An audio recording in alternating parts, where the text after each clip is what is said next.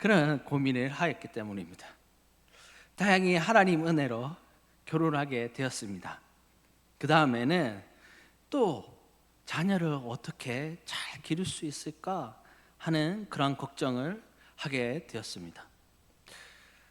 우리는 살아가면서 끊임없이 무언가를 필요로 하고 또 끊임없이 걱정하는 것 같습니다. 안정된 삶을 원하고 인정받기도 원하며 사랑받기도 원합니다.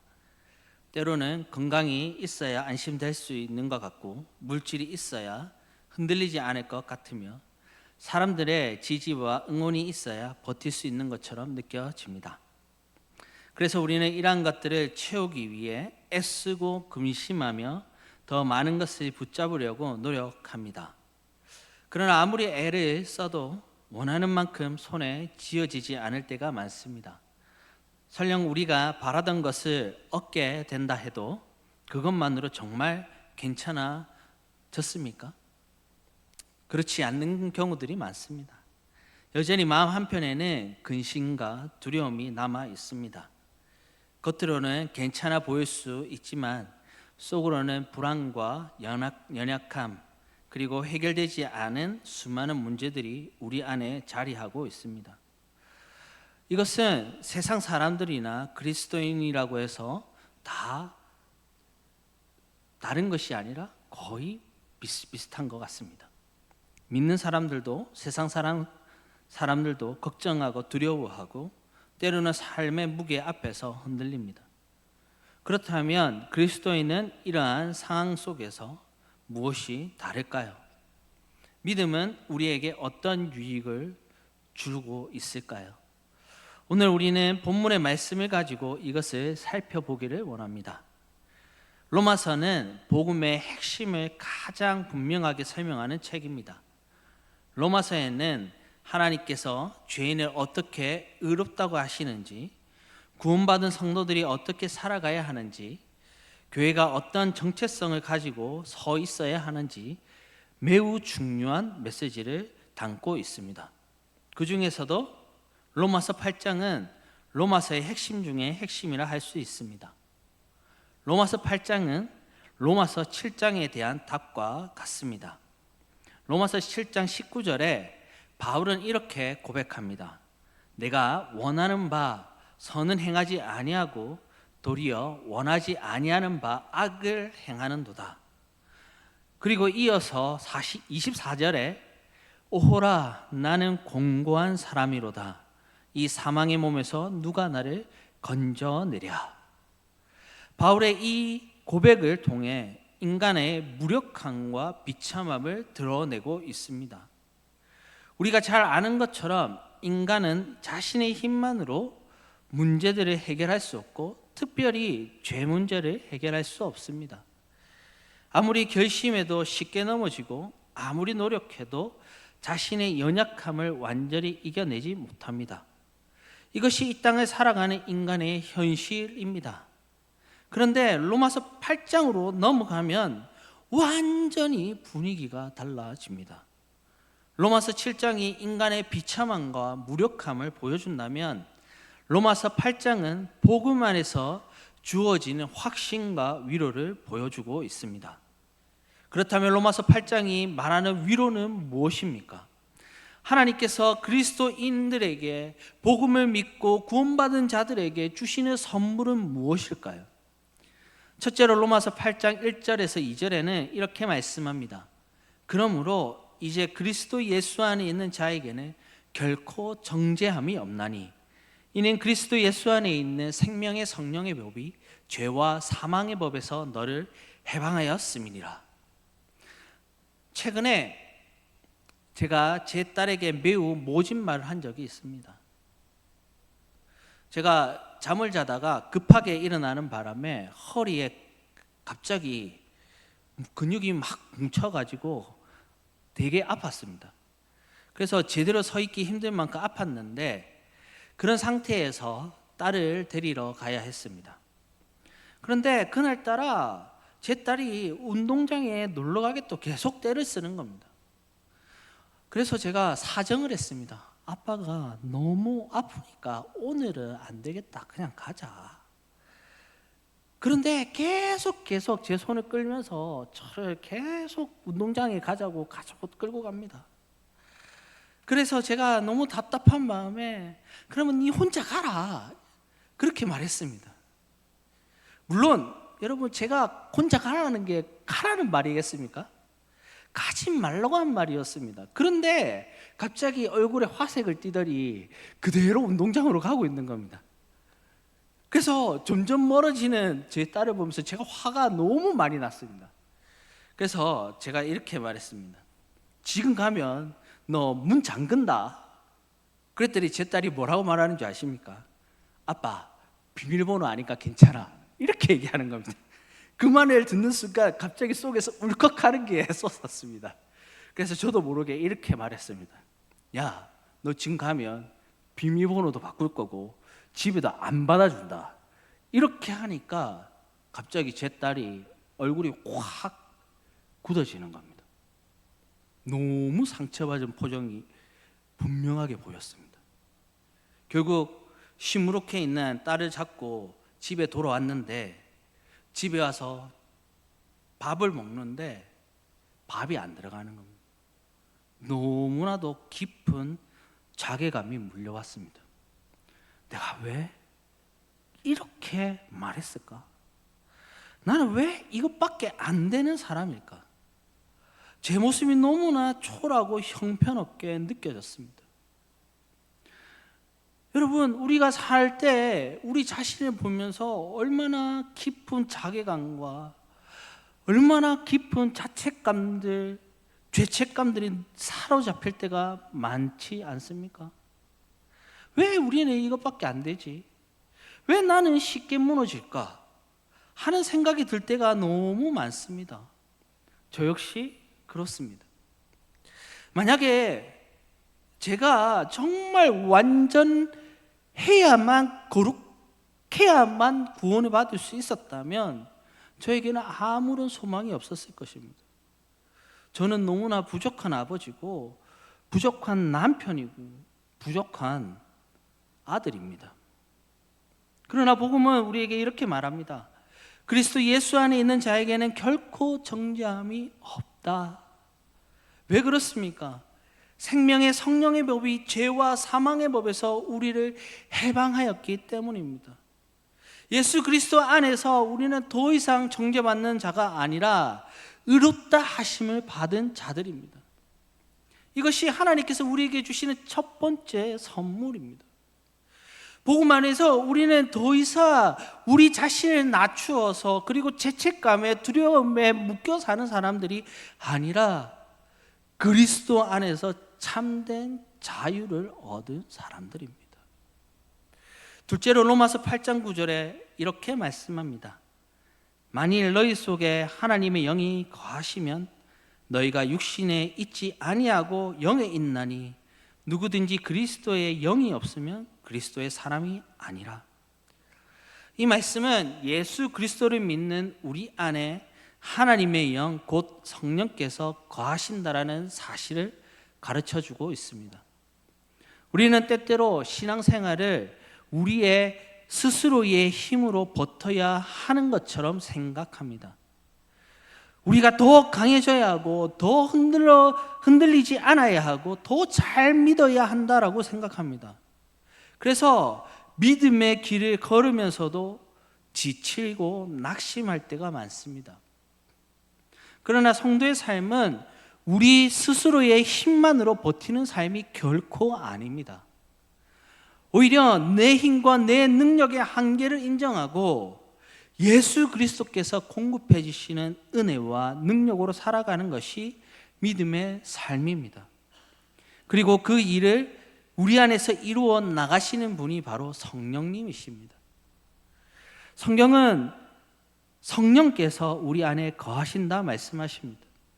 성령께서는 우리 안에 거하시며 우리를 깨닫게 하시고 붙드시고 인도하시며 다시 일어서게 하시는 분이십니다. 로마서 8장 11절에 이렇게 말합니다. 예수를 죽은 자 가운데서 살리신 이의 영이 너희 안에 거하시면 그리스도 예수를 죽은 자 가운데서 살리시니가 너희 안에 거하시는 그의 영으로 말미암아 너희 죽을 몸도 살리시리라. 이 말씀은 우리 안에 계신 성령께서 우리를 살릴 수 있는 놀라운 분임을 말씀해 주고 있습니다. 성령은 예수 그리스도를 죽은 자 가운데서 살리신 하나님의 영입니다. 예수님은 우리의 죄를 대신 지시고 십자가에서 죽으셨습니다. 죄의 삭은 사망이기 때문에 죽음은 우리의 죄의 무게를 보여줍니다. 그러나 하나님께서는 성령의 능력으로 예수 그리스도를 죽은 자 가운데서 다시 살리셨습니다. 이것은 죄와 사망의 권세가 결코 하나님의 생명의 능력, 성령의 능력을 이길 수 없다라는 것을 보여주고 있는 것입니다. 그래서 우리의 죄가 아무리 크고 깊고 연약해 보여도, 우리 연약함이 아무리 반복되더라도 성령의 능력은 그 모든 것보다 크십니다. 성령께서는 우리의 이 죽을 몸도 살릴 수 있는 분이십니다. 무너진 마음을 다시 일으키시고 다친 마음을 새롭게 하시며 죄책감과 절망 가운데 있는 우리를 다시 은혜의 자리로 이끄십니다. 제가 앞서 말씀드린 것처럼 딸에게 모신말을 한 뒤에 제 마음은 너무 무너졌습니다. 마음이 속상했고 제 자신이 형편없게 느껴졌습니다. 자책이 밀려왔습니다. 그런데 그때 성령께서 제 마음 가운데 역사하셨습니다. 무슨 마음이 드느냐? 딸에게 사과해야 되겠다. 그래서 제가 제 딸을 앞에 두고 미안하다. 아빠가 모신말을 해서 미안하다. 그게 아빠의 원래 마음이 아니었다. 그런데 제 딸이 뭐라는지 아십니까? 아빠, 나는 이미 아빠를 용서했어. 저는 성령의 역사라고 생각합니다. 그 말을 듣고 제 딸이 마음에 계속 담아두고 있었다면 제 마음이 얼마나 아팠겠습니까? 사과할 마음을 주신 것도 성령께서 하신 거고 용서할 마음을 주신 것도 성령께서 하신 거라고 저는 굳게 믿습니다. 그래서 결국 성령께서는 우리의 마음을 새롭게 하실 수 있으십니다. 우리의 연약함을 도우실 수 있는 분이십니다. 우리를 회복시키시고 변화시키시고 성령께는 불가능이 없으십니다. 바로 우리에게 주신 두 번째 선물이 이 성령께서 우리의 인생 가운데 깊이 개입하시고 적극적으로 역사하신다는 것입니다. 셋째로 로마서 8장 14절에서 15절에 이렇게 말씀합니다. 무릇 하나님의 영으로 인도함을 받는 사람은 곧 하나님의 아들이라. 너희는 다시 무서워하는 종의 영을 받지 아니하고 양자의 영을 받았으므로 우리가 아빠 아버지라고 부르짖느니라. 성경은 하나님의 거룩하시고 의로우신 분이라고 보여줍니다. 하나님은 죄를 가볍게 여기지 않으시며 불의에 대해 진노하시고 심판하신 분이십니다. 그래서 솔직히 죄인된 우리의 이 모습 그대로는 하나님 앞에 설 때는 두렵고 떨릴 수밖에 없습니다. 하나님 앞에서 우리 자신의 죄와 연약함을 마주하면 우리는 감히 하나님 앞에 가까이 나아갈 수 없는 존재입니다. 그런데 예수님께서 이 땅에 오셔서 우리에게 놀라운 사실을 알려주셨습니다. 하나님은 단지 멀리 계신 심판자가 아니라 하늘에 계신 우리 아버지라는 것입니다. 예수님은 하나님과 우리의 관계를 새롭게 보여주셨습니다. 우리는 하나님 앞에서 두려움에 떠는 종이 아니라 하나님의 사랑을 받는 자녀로 부름받았습니다. 여러분, 이것이 참으로 놀라운 은혜입니다. 몇 주 전에 저희 큰딸이 학교에서 간단한 쪽지 시험을 보았습니다. 초등학교는 원래 안 하는데 방과후 수업으로 쪽지 시험을 쳐서 갖고 왔더라고요. 쪽지 그 성적을 제가 보니까 거의 다 맞췄더라고요. 그래서 너무 대견스러운데, 그런데 본인이 저한테 보여주면서 스스로 무척 너무 자랑하고 싶었는 겁니다. 그래서 저에게 계속 자랑하고 또 자랑하고 또 자랑했습니다. 그런데 그때 제가 저희 딸에게 이렇게 말했습니다. 희원아, 아빠가 너를 사랑하는 건 내가 성적을 잘 받아와서 그런 거 아니야. 아빠는 너를 사랑하는 건 네가 아빠 딸이기 때문이야. 네가 공부 못해도 상관없어. 공부 잘해도 상관없어. 성적 좋아도 사랑할 거고 성적 좋지 않아도 사랑할 거야. 너는 그냥 내 딸이니까 사랑받는 거야. 여러분, 세상은요, 우리의 성취와 능력에 따라 우리를 평가합니다. 얼마나 잘했는지, 얼마나 성공했는지, 얼마나 인정받을 만한 결과를 냈는지를 기준으로 우리를 바라봅니다. 그래서 우리는 끊임없이 증명해 나가야 합니다. 더 잘해야 사랑받을 수 있고 더 인정받을 수 있고 가치 있는 사람이 될 수 있습니다. 그러나 자녀된 우리는 집에 들어가기 위해 자격을 증명할 필요가 없습니다. 자녀는 아버지의 사랑 앞에 그 사랑을 얻기 위하여 성과를 보여줄 필요가 없습니다. 자녀는 그냥 그저 사랑받는 존재입니다. 그래서 사람들의 인정이 부족해도, 세상의 기준에 미치지 못해도, 우리가 원하는 만큼 대단한 사람이 되지 못할지라도 괜찮습니다. 하나님께서 우리를 자녀라 부르시면 우리는 이미 세상에서 가장 귀하고 사랑받는 존재입니다. 이것이 하나님께서 우리에게 주신 세 번째 선물입니다. 넷째로 바울은 로마서 8장 후반부에 계속해서 질문을 던집니다. 만일 하나님이 우리를 위하시면 누가 우리를 대적하리요? 자기 아들을 아끼지 아니하시고 우리 모든 사람을 위하여 내주신 이가 어찌 그 아들과 함께 모든 것을 우리에게 주시지 아니하겠느냐? 누가 능히 하나님께서 택하신 자를 고발하리요? 누가 우리를 그리스도의 사랑에서 끊으리요? 이 질문의 답은 분명합니다. 그럴 수 없다는 것입니다. 아무도 우리를 대적할 수 없습니다. 아무도 우리를 정죄할 수 없습니다.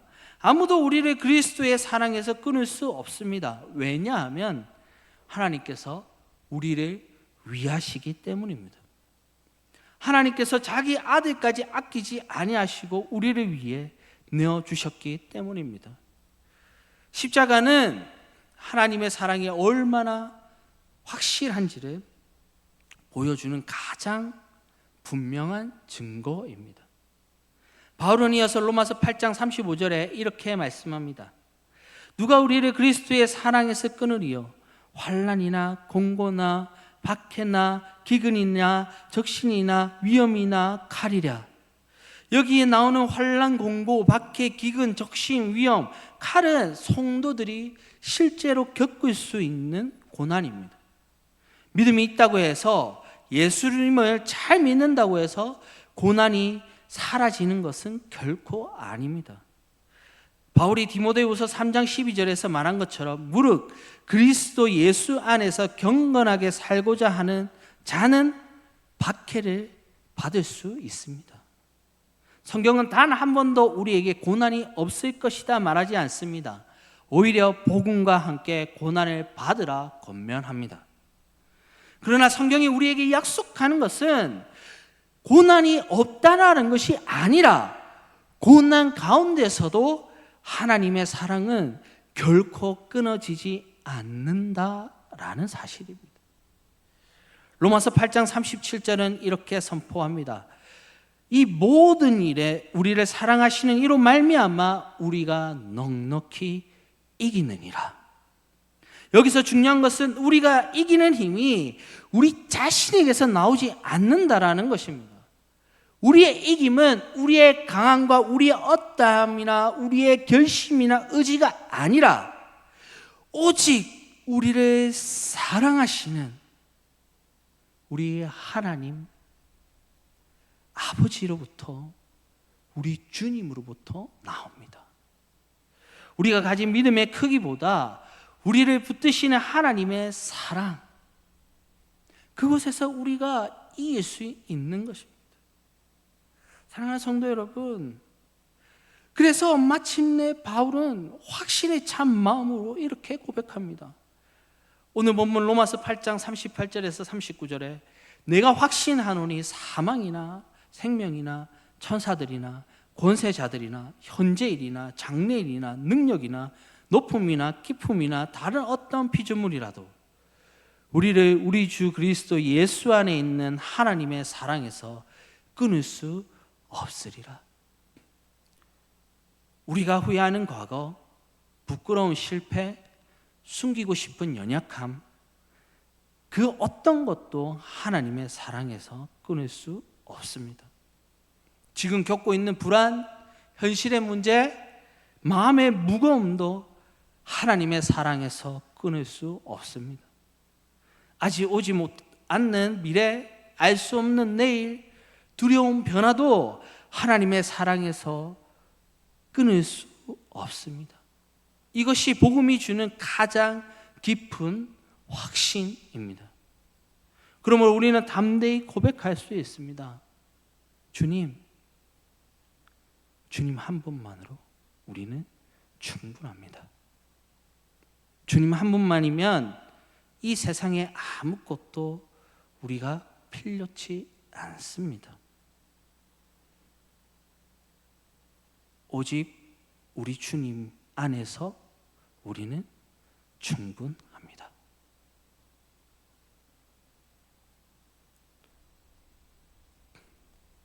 사랑하는 성도 여러분, 우리의 인생에는 여전히 이해할 수 없는 일이 있을 수 있습니다. 기도했지만 기다려야 할 때가 있고, 믿음으로 살려고 했지만 마음이 무너질 때도 있습니다. 최선을 다했지만 원하는 결과를 얻지 못할 때도 있습니다. 아무리 애써도 해결되지 않는 문제 앞에 서게 될 때도 있습니다. 그러나 오늘 말씀은 우리에게 분명히 선언합니다. 그 어떤 것도 우리를 그리스도 예수 안에 있는 하나님의 사랑에서 결단코 끊을 수 없습니다. 우리가 붙들어야 할 확신은 이것입니다. 하나님께서 우리를 위하신다는 사실입니다. 그러므로 오늘 우리의 고백이 새로워지기 원합니다. 주님, 내가 이것도 필요하고 저것도 필요하고 저것도 필요합니다. 이것이 아니라 주님, 저는 주님 한 분만으로 충분합니다. 이 고백으로 우리의 믿음이 다시 회복되기를 바랍니다. 하나님의 사랑 안에서 두려움이 평안으로 바뀌고 불안이 확신으로 바뀌며 연약함이 소망으로 바뀌길 소망합니다.